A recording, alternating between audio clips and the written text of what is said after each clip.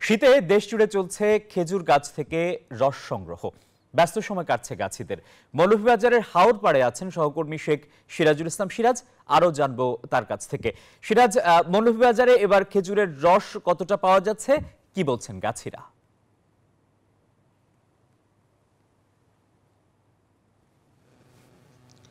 ধন্যবাদ। আমি এখন দাঁড়িয়ে আছি মৌলভীবাজার সদর উপজেলার সিকরাইল এলাকায়। এখানে একটা ফিশারিতে আপনার প্রায় 250 থেকে 300 গাছ খেজুর গাছ রয়েছে। প্রতিদিন কাকডাকা ভোর রাত থেকে কিন্তু প্রচুর মানুষ সিলেট বিভাগের বিভিন্ন অঞ্চল থেকে এই খেজুর গাছ থেকে গ্যাস উত্তোলনের পর তারা খাওয়ার জন্য চেষ্টা করে যাচ্ছেন। আমরা এখানে আসার পর দেখলাম যেটা যে ভোর রাত থেকে আসলে তারা স্থানীয় চাহিদা মিটিয়েও কিন্তু তারা জেলার বিভিন্ন স্থানে তারা কিন্তু এই খেজুরের রস বিক্রি করতেছেন। মৌলভীবাজারের শীতে খেজুর গাছে সুস্বাদু রসের হাড়ি, বাড়ছে খিতাদের ভিড়। মৌলভীবাজার সদর উপজেলার হাইল আওয়ারের সিকরাইল এলাকায় মাছের খামারে সারি সারি খেজুর গাছে মাটির হাড়ি বেঁধে রাখা।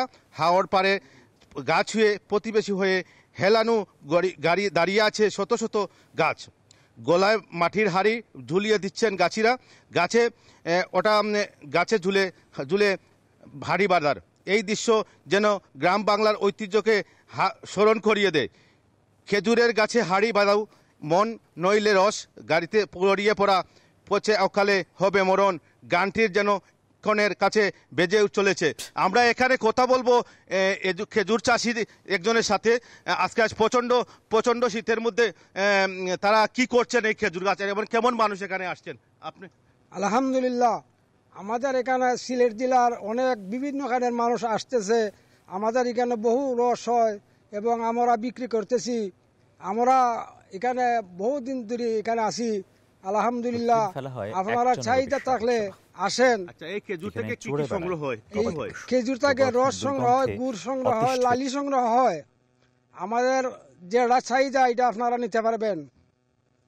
আমরা যেমনটি শুনছিলেন খেজুর রসের আমি এখানে আসা একজনের সাথে আসলে প্রচুর মানুষ কিন্তু গেইটে রয়েছেন প্রচণ্ড কুয়াশার মধ্যে, কিন্তু প্রচুর মানুষ কিন্তু এই এলাকায় এসেছেন খেজুর রস খাওয়ার জন্য এবং কিনে নেওয়ার জন্য।